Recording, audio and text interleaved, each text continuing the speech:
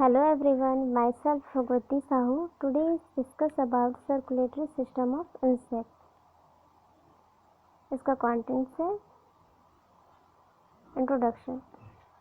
Phylum arthropoda एक सबसे बड़ा फाइला होता है जिसमें बहुत सारे क्लास आते हैं। उसमें से एक क्लास होता है इंसेक्टा, जिसके अंतर्गत जितने भी इंसेक्ट हैं उनको रखा गया है। इंसेक्ट की बॉडी जो है 3 पार्ट में डिवाइड होती है, हेड, थोरैक्स एंड एब्डोमेन में। इसमें pairs of antenna, pairs of leg and pairs of eye पाए जाते हैं। जितने भी एनिमल्स होते हैं उनमें भोजन, ऑक्सीजन एंड अदर मटेरियल्स जैसे हार्मोन्स, एंजाइम को एक स्थान से दूसरे स्थान पर ले जाने के लिए एक सिस्टम पाया जाता है जिसे सर्कुलेटरी सिस्टम कहा जाता है।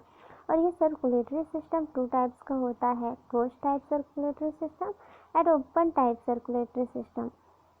क्लोज टाइप सर्कुलेटरी सिस्टम वह सिस्टम होता है जिसमें जो ब्लड होता है विभिन्न नलिकाओं के माध्यम से बहता है। एग्जाम्पल देख सकते हैं, विभिन्न जो मैमल्स है उसमें इसी प्रकार का ब्लड वैस्कुलर सिस्टम जो है वो पाया जाता है। And open type of blood vascular system वह सिस्टम होता है जिसमें जो ब्लड रहता है वो नलिकाओं में न बह करके बॉडी कैविटी में स्वतंत्र रूप से बहता हुआ रहता है।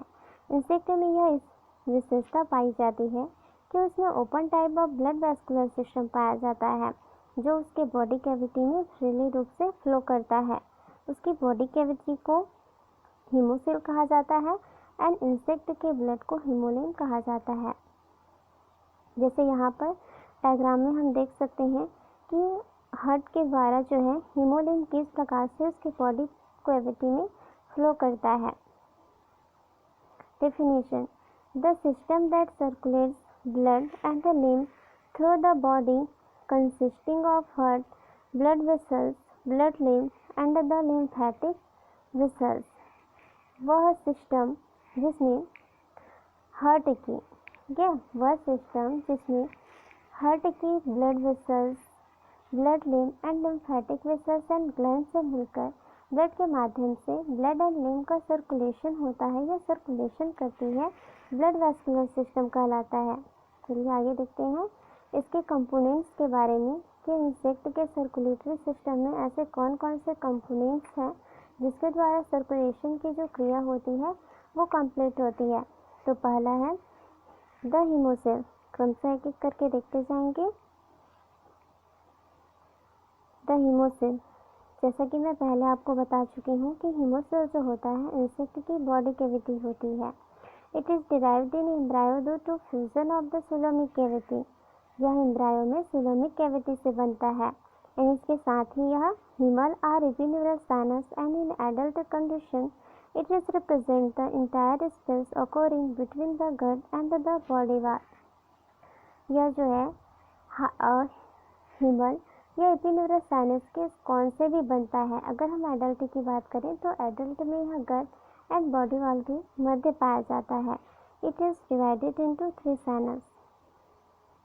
पहला इसका साइनस है पेरिकार्डियल साइनस, दूसरा पेरिविस्ट्रल साइनस और तीसरा है पेरिन्यूरल साइनस।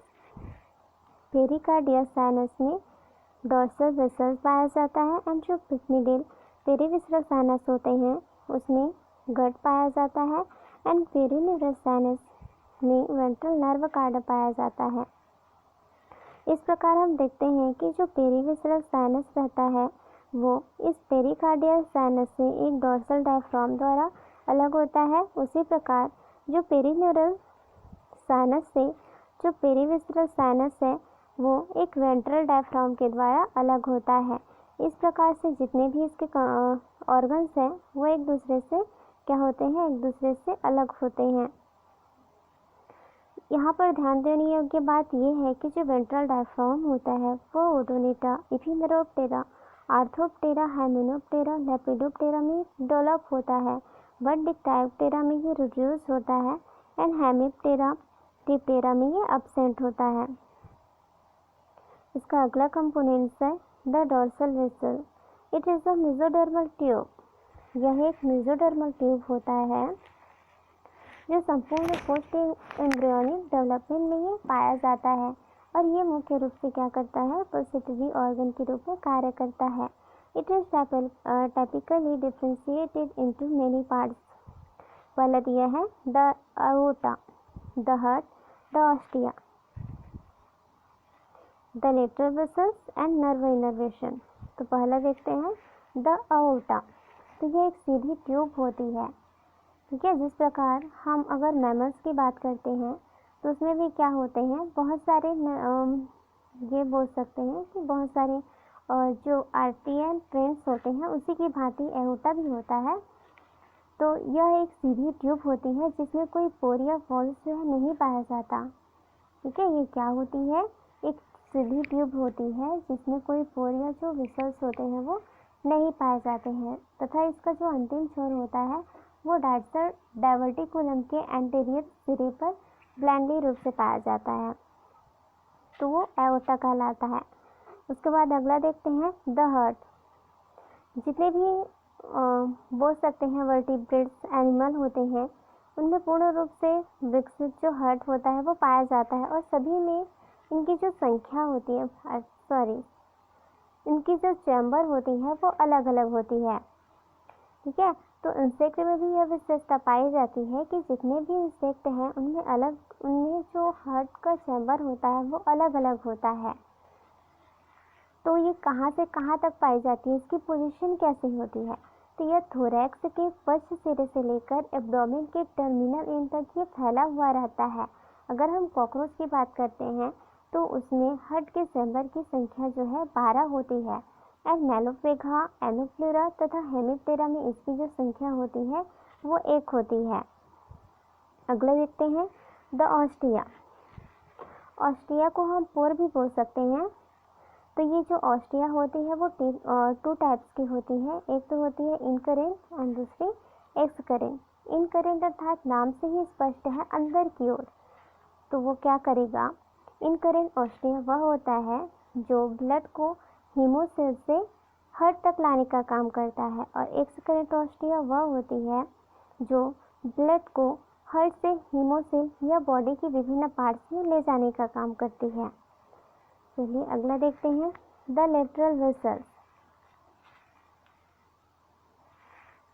कुछ इंसेक्ट में क्या होता है, हार्ट एक्सकरेंट ऑस्टिया से निकले लेटरल वेसल्स युक्त होता है। जैसे कॉकरोच के हार्ट में 6 पेयर ऑफ लेटरल वेसल्स जो है वो पाए जाते हैं। अगला है नर्व इनर्वेशन। एओर्टा स्टोमेटोगैस्ट्रिक नर्व्स के द्वारा घिरा होता है, एंड कुछ इंसेक्ट में सेरेब्रल न्यूरोसेक्रेटरी सेल्स के स्कॉन द्वारा भी घिरा हुआ रहता है। अगला कंपोनेंट्स है एसेसरी पल्सेटिक ऑर्गन्स।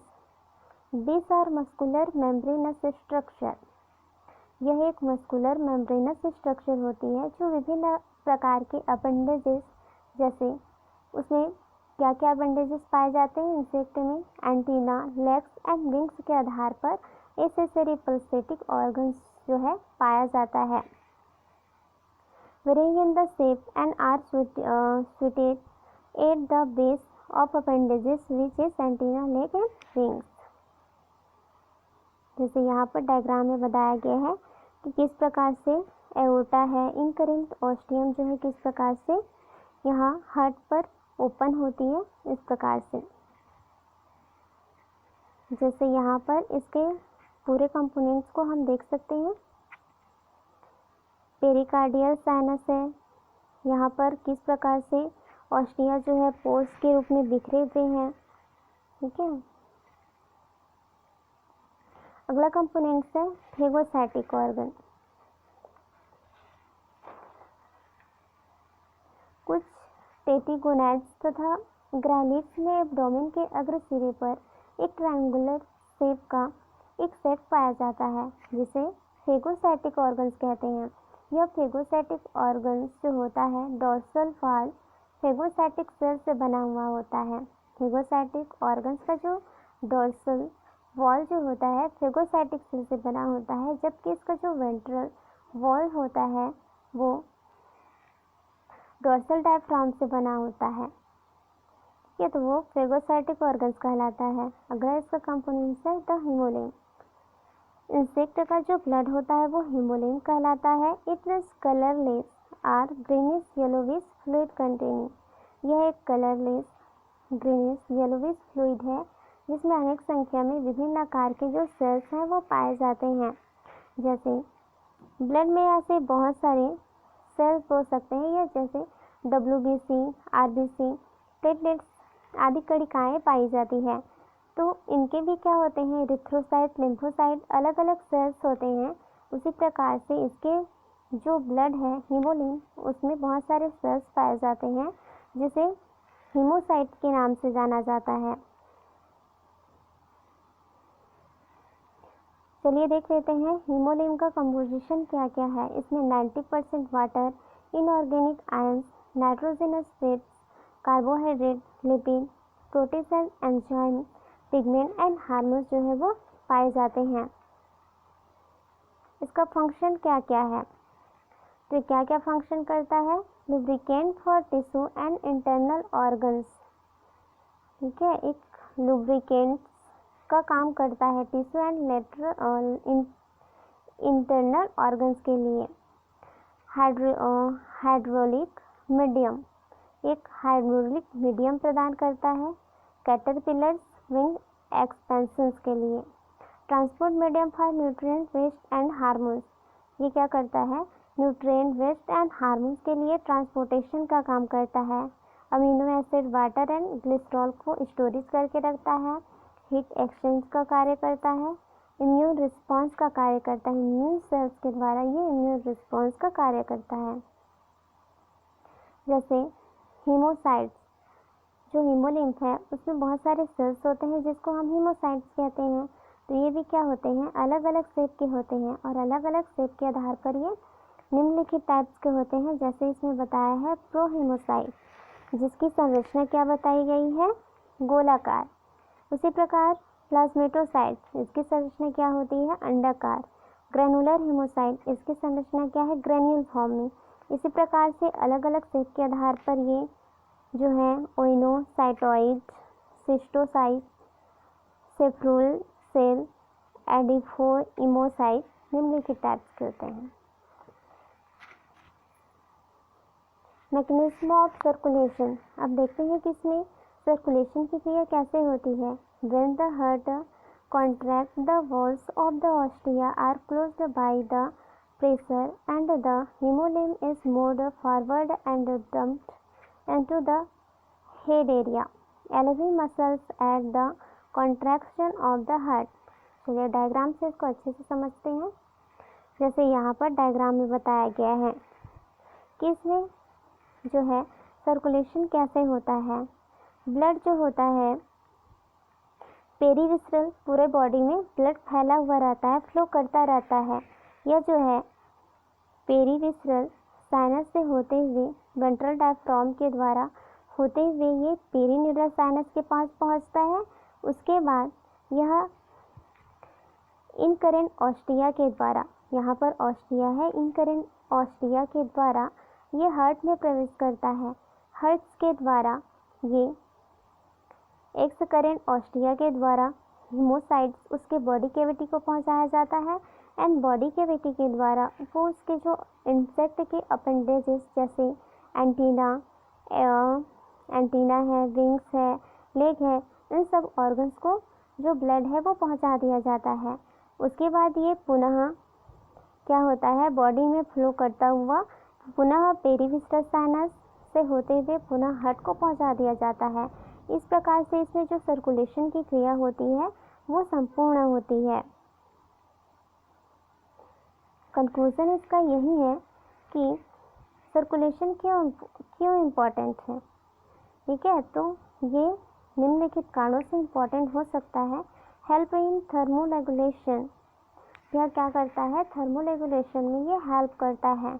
और हम इसको समझ सकते हैं कि अगर सर्कुलेशन की क्रिया ही नहीं होगी तो हमारे बॉडी को विभिन्न प्रकार के न्यूट्रिएंट्स जो है वो प्राप्त नहीं हो पाएंगे, जिसके कारण हमारा जो ये बोल सकते हैं लाइफ या हमारी जो जैविक क्रियाएं हैं वो अच्छी तरीके से नहीं हो पाएगी एंड हमारा जो लाइफ है वो संभव नहीं है। इसलिए सर्कुलेशन जो है बहुत ही इम्पोर्टेंट है।